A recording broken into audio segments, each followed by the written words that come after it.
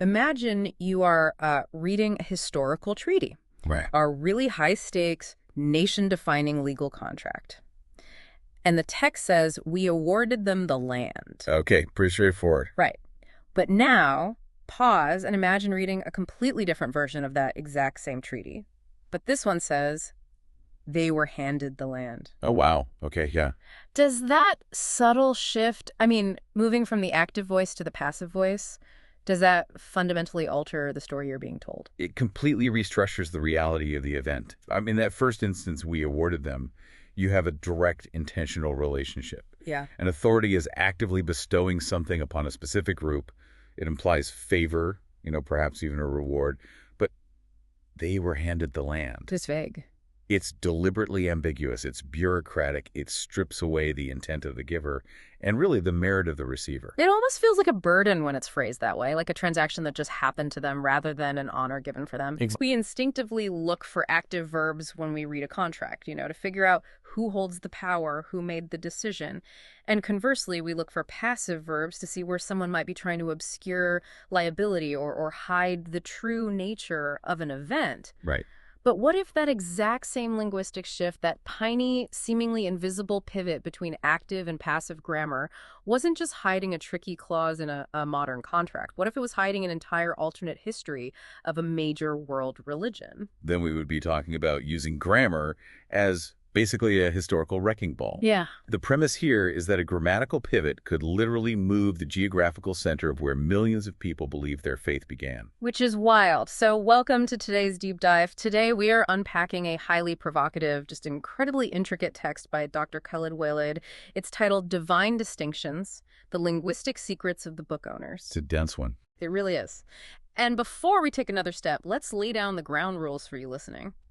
Dr. Waleed is making massive, fundamentally revisionist claims about Islamic history, Middle Eastern geography, and Abrahamic theology. Huge claims. Yeah, so we are not here to endorse these claims. We're not here to validate them as historical fact, nor are we going to just dismiss them out of hand. Right. Our objective today is to act as your objective guides through this fascinating, complex framework that Dr. Waleed has constructed. Right, because he applies what he calls a linguistic scalpel to ancient scripture. And the results of that dissection, well, they challenge almost everything the modern world accepts about these texts. It demands that you stop glossing over the words you have inherited from translators. Mm-hmm. I mean, Dr. Waleed's entire methodology is built on the assertion that we have stopped reading the actual mechanics of the language itself. We read what we expect to read. Precisely, rather than what is functionally grammatically on the page. Okay, let's unpack this. Let's get right into the core of his argument.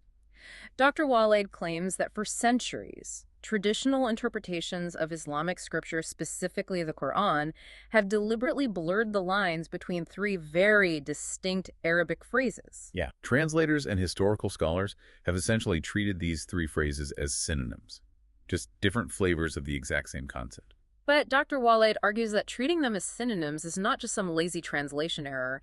He says it is the root of an ancient, ongoing war of misinformation. It's deliberate. And those three phrases are, well, first, atanahum al-kitab, which translates roughly to, we gave them the book. Utilizing the active voice. Right, active voice. Second is utu al-kitab, which means those who were given the book. Which is functioning in the passive voice. Exactly. And finally, al-kitab, which is traditionally translated as people of the book, and that acts as a broad noun phrase. Active, passive, and a general noun. Dr. Waleed insists these are entirely different categories of human beings, right? Like operating with completely different motivations and destinies. Yes. So let's start with the first category, which he positions as the ultimate honorific, the active voice. Atainahum al-kitab.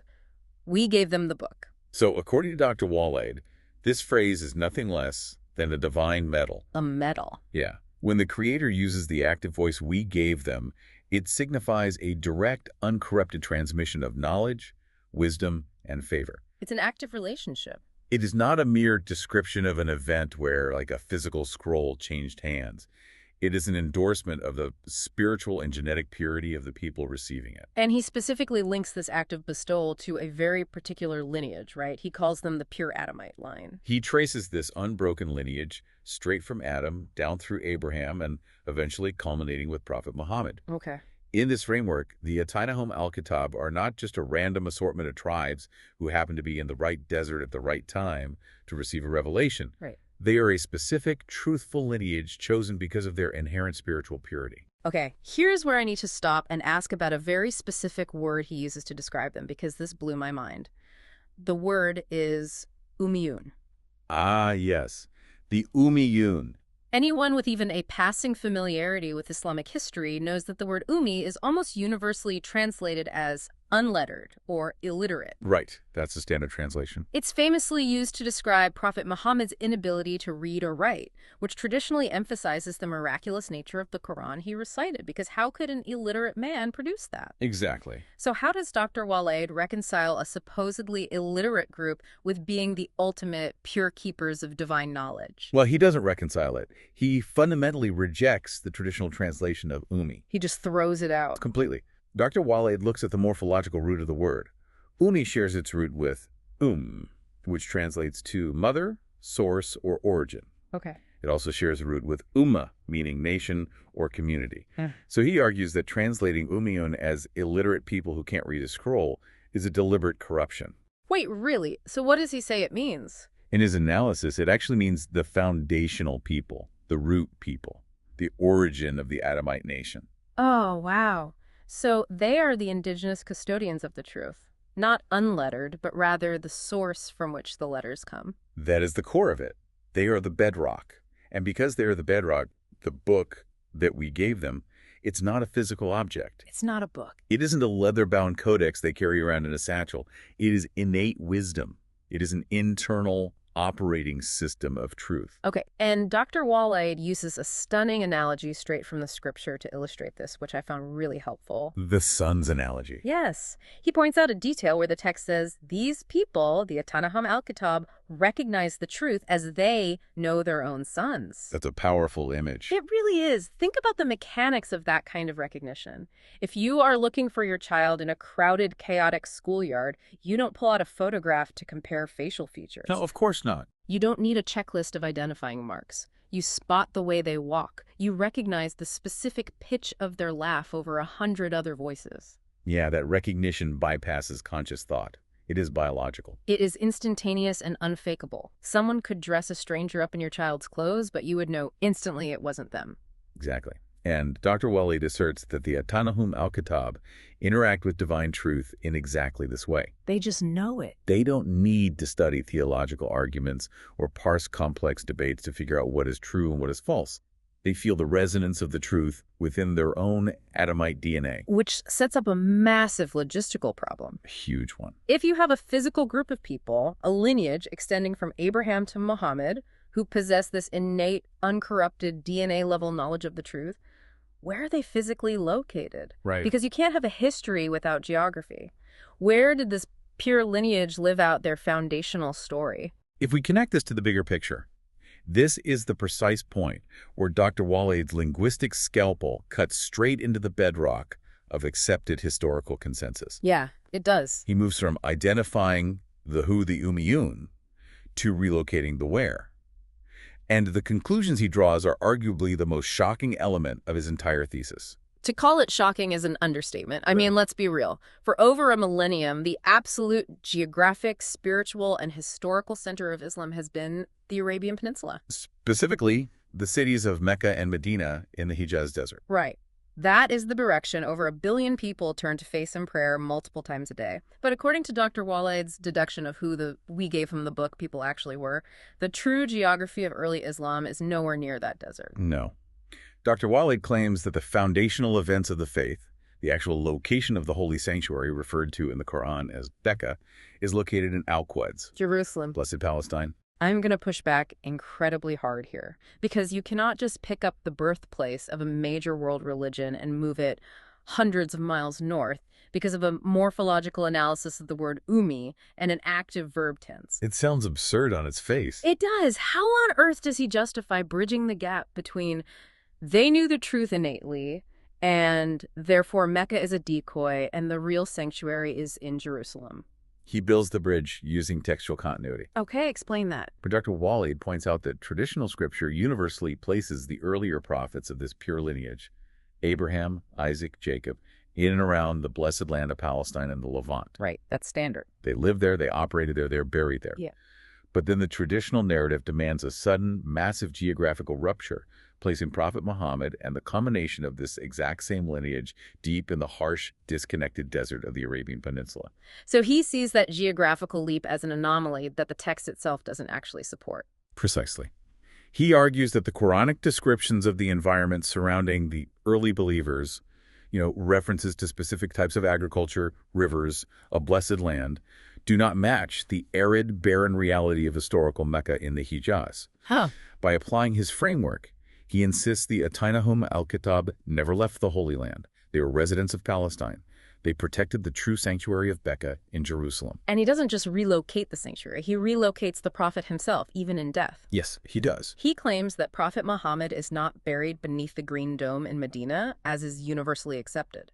Dr. Waleed asserts the prophet is buried in a place called Qorosh al-Khalil, which translates to the village of the Arabs, located in Palestine. Wow. He argues for geographical and spiritual continuity.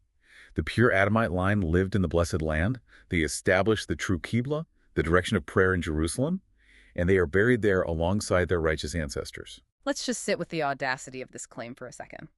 If a historian suddenly announced that the Roman Empire was never actually centered in Rome, Italy, that Julius Caesar actually ruled from a village in modern-day France, and that the Colosseum in Rome was essentially a multi-generational architectural decoy built to confuse future historians, people would think they had lost their minds. Absolutely. They'd be laughed out of the room. So how does Dr. Waleed account for the sheer logistical impossibility of hiding a historical shift of this magnitude?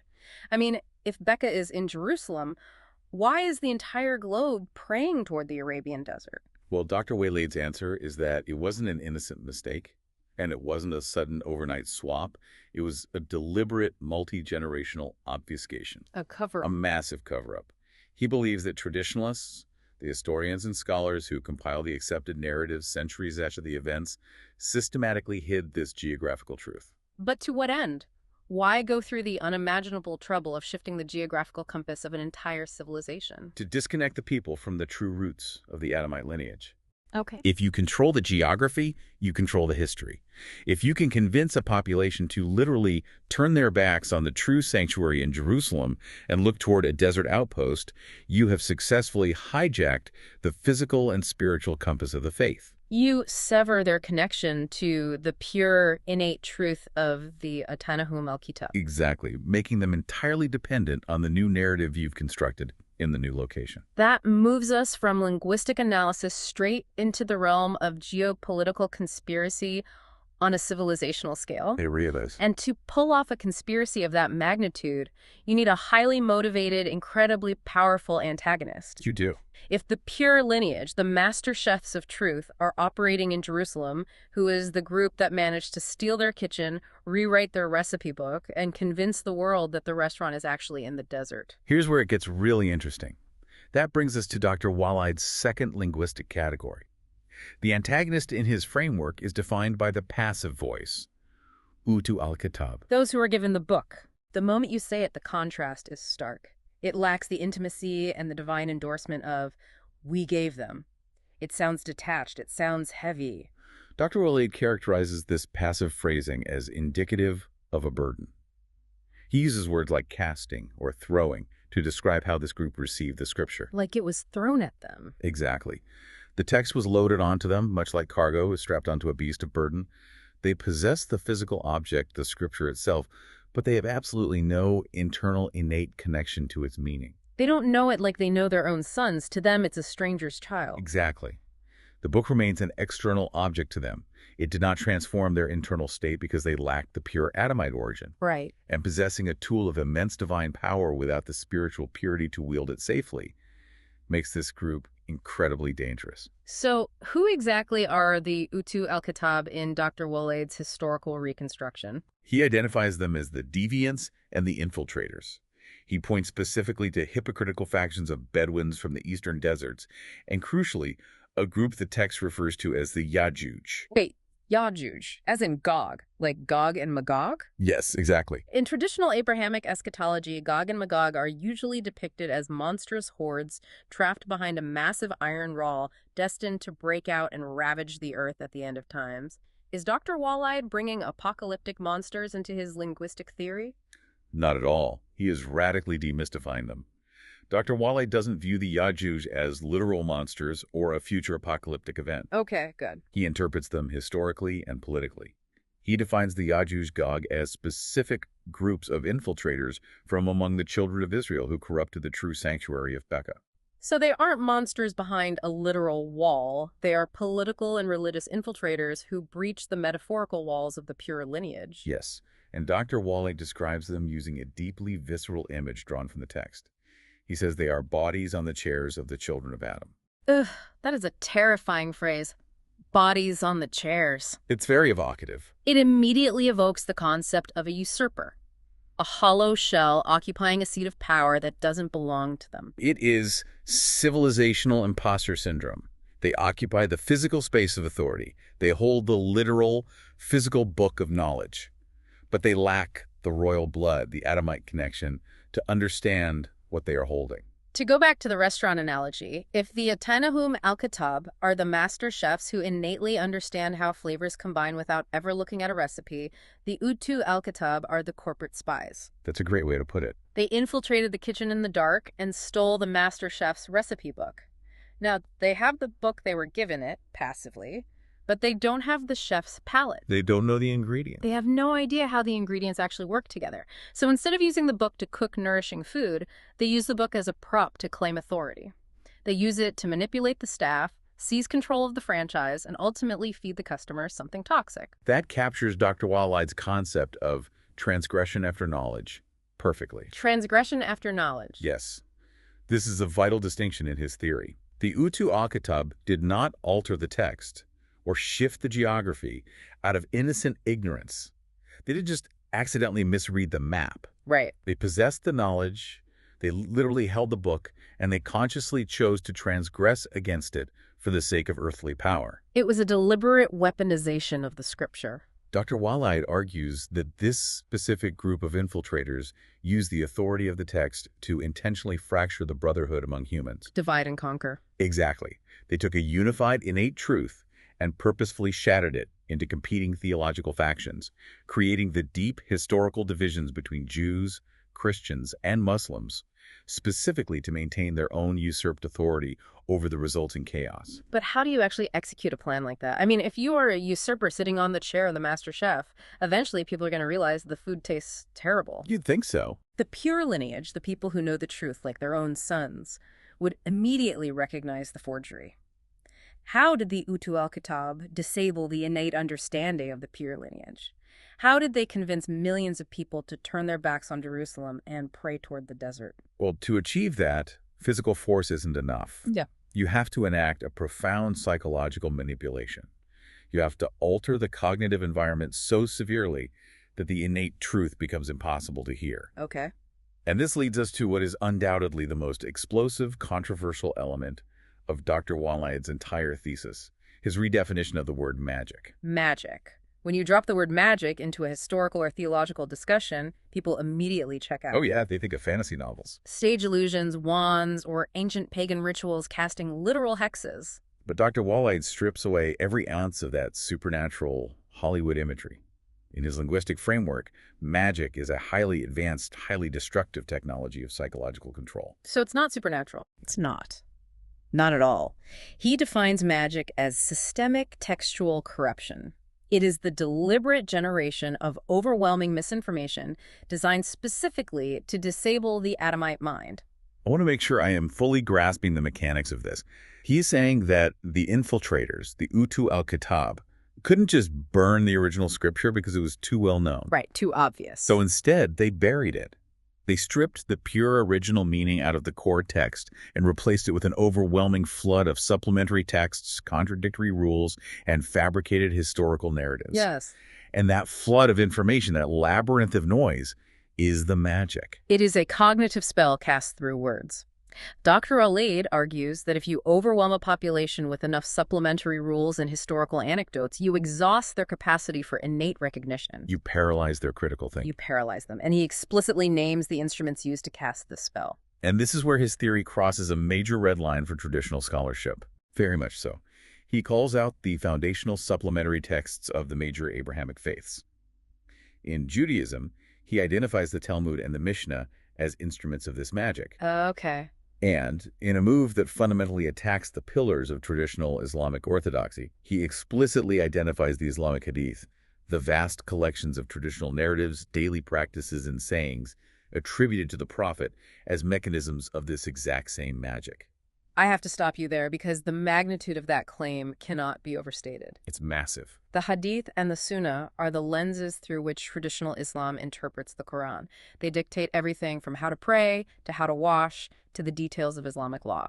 Are you saying Dr. Waleed is claiming that these volumes of texts aren't divine commentaries or historical records, but are literally a cognitive weapon designed by infiltrators to blind the believers? That is the exact core of his argument.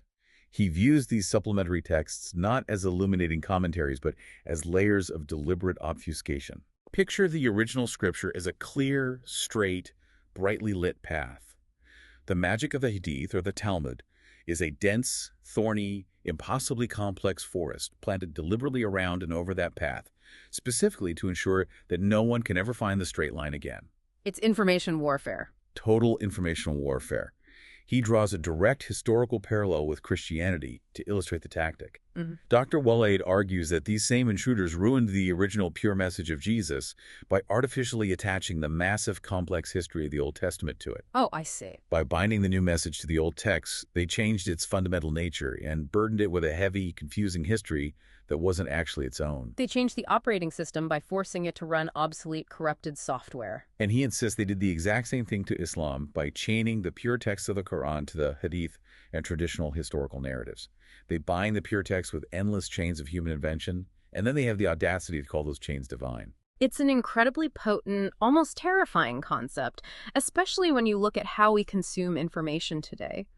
The idea that a spell isn't a magical incantation spoken in a dark room, but rather a paralyzing deluge of contradictory information. Yes. The magic is designed to make you doubt your own innate understanding. It trains you to stop trusting your ability to recognize the truth, and instead forces you to rely entirely on the experts, the very usurpers who wrote the supplementary texts in the first place, to navigate the labyrinth they built for you. It creates total dependency. Yeah. You cannot survive in the thorny forest without the guides who planted the thorns. That is how the Utu al-Kitab maintain their power.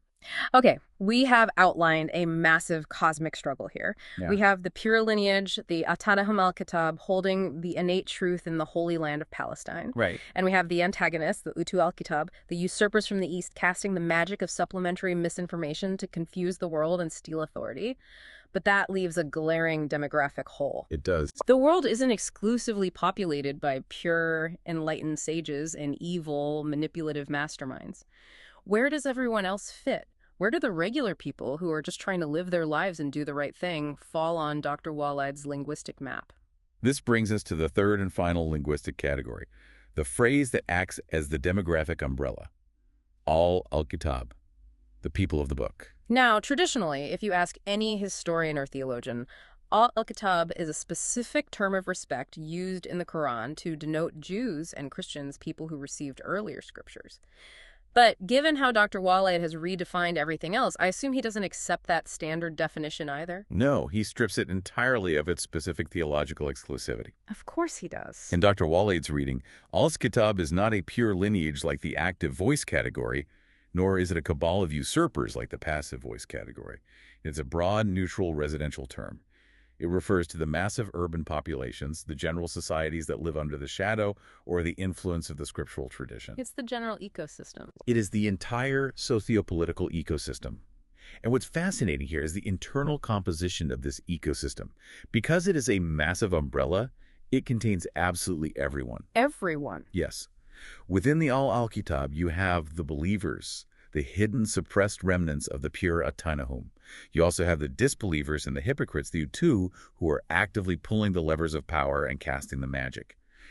And most importantly, you have the vast, vulnerable masses caught right in the crossfire. The people who are just trying to navigate the thorny forest without getting cut to pieces. Exactly. And understanding this mixed demographic reality completely changes how Dr. Waleed interprets certain commands within the scripture. Give me an example. For instance, there's a famous verse in the Quran that commands believers to argue with the people of the book, the al-Kitab, in the best possible manner.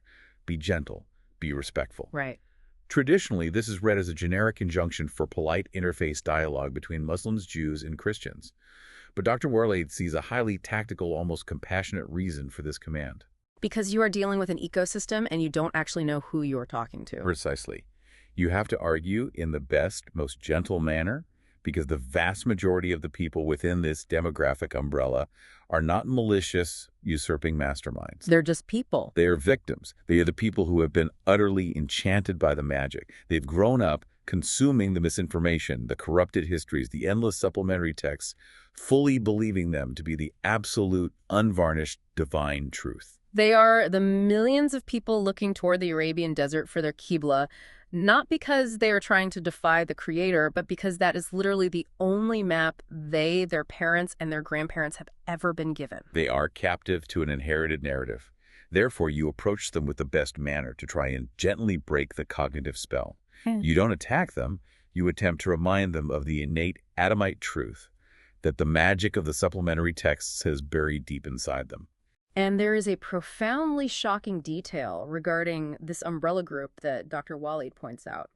It is a conclusion that essentially resets the entire board of global theology. Yeah, this is a big one. He states unequivocally that modern Muslims, the billion-plus people practicing traditional Islam today, fall entirely under this exact same umbrella of al-Kitab. This is arguably his most crucial pivot for the modern reader.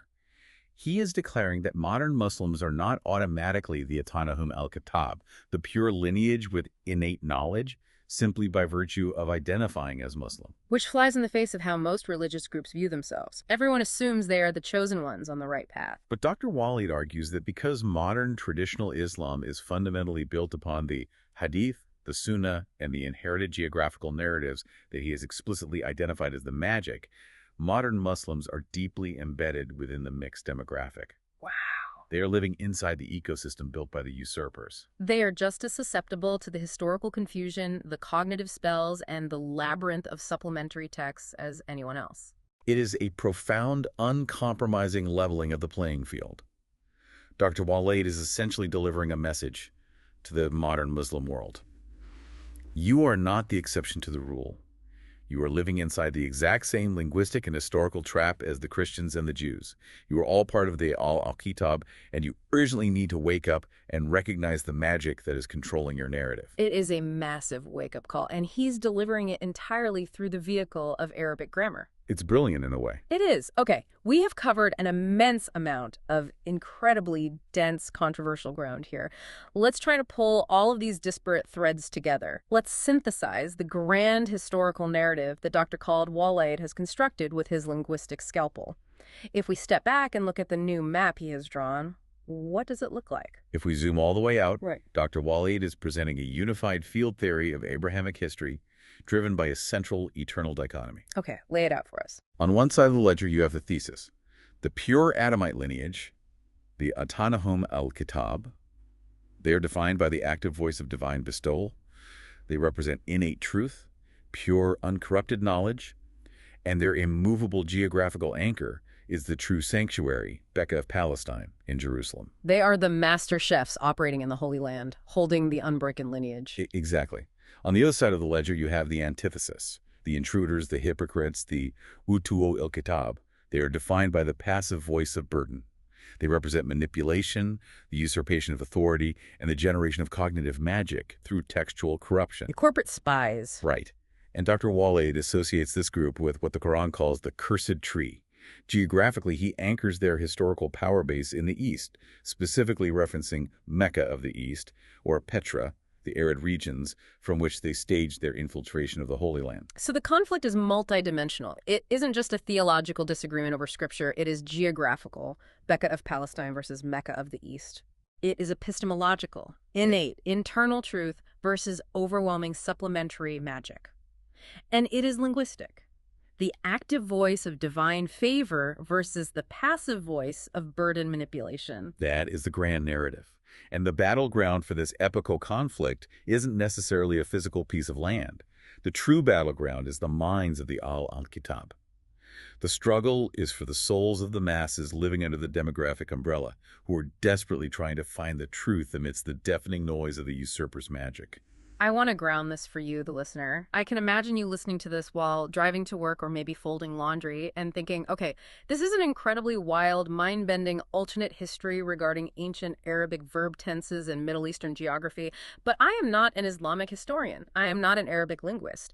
Why does dissecting these three ancient phrases actually matter to my life right now? It matters intensely, because Dr. Waleed's work, whether you accept his radical historical conclusions as absolute fact or reject them entirely as a flawed premise, is an absolute masterclass in critical thinking. Yeah, it really is. It is a profound, terrifying case study in how dominant historical and cultural narratives are actually manufactured. It exposes how the sausage of history is made. Exactly. We have a dangerous tendency to accept history as a solid, immovable object. We look at a map and assume the borders have always been there, or at least that they were drawn for logical, benevolent reasons. We read a translation of an ancient text and blindly assume it means exactly what the footnotes at the bottom of the page tell us it means. But Dr. Waleed is violently demonstrating how fragile that perceived reality actually is. He is showing us that entire global worldviews, the physical actions, prayers, and political allegiances of billions of people over centuries can be anchored to something as small and seemingly insignificant as the interpretation of a single verb tense. By challenging the inherited meanings of words like umi, or the passive and active voice, he is showing us that no narrative is unassailable if you return to the root texts. He is exposing the actual mechanism of magic. Right, he proves it isn't a supernatural force from a fairy tale. It is the very real, highly modern tactic of using overwhelming, confusing, and slightly altered supplementary information to blind and control populations. It is the ultimate lesson in refusing to take things at face value. Think about it. If an entire geographical history moving the burial site of a prophet and the direction of prayer for a billion people can be hotly debated based on the subtle difference between we gave them and those who were given, what else in our daily lives are we accepting without questioning the grammar behind it? It forces a deeply uncomfortable question. Who translated the reality you are currently experiencing? And what were their motives for translating it that way? That is an incredibly heavy but absolutely vital question to carry with you. As we wind down this deep dive, let's recap the incredible paradigm-shifting journey we've just been on. We started with a simple thought experiment about reading a legal contract, and we ended up utterly redrawing the historical and geographical map of the Middle East. We explored how Dr. Khaled Waleed utilized the subtle, often ignored differences between active verbs, passive verbs, and general nouns to construct a radically new framework of Abrahamic history.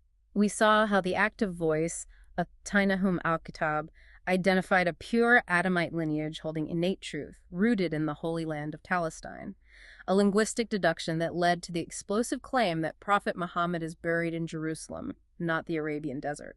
We examined how the passive voice, Utu al-Kitab, revealed the historical antagonists, the usurpers, who utilized the highly advanced magic of supplementary texts, like the Hadith and the Talmud, to obscure the original truth, hijack the narrative, and relocate the faith's geography. And we looked at the al-Kitab, the broad, vulnerable demographic umbrella that encompasses the innocent masses, very much including modern Muslims, who are caught in the crossfire of this ancient, ongoing war of misinformation. It is a comprehensive, meticulously constructed theory that aggressively challenges the foundational pillars of traditional historical consensus.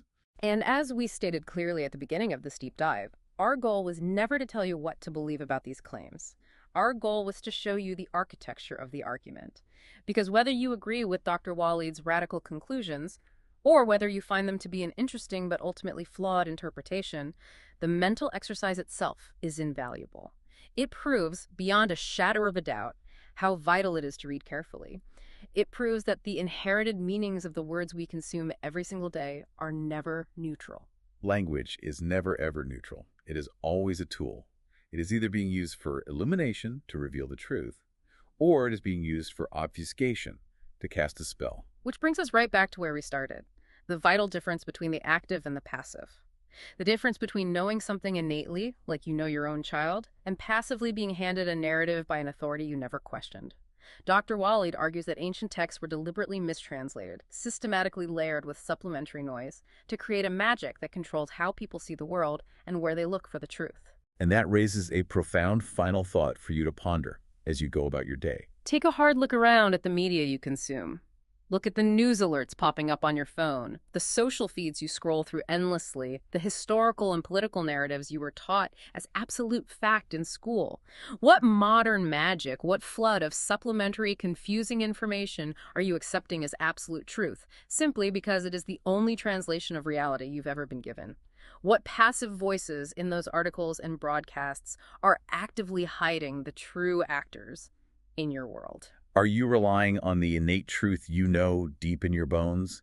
Or have you allowed yourself to become lost in a labyrinth of supplementary information built by someone else? It's definitely something to think about the next time you find yourself reading the fine print. Thank you for joining us on this intense intellectual exploration. Keep questioning the text, always keep looking for the active verbs, and above all, stay curious.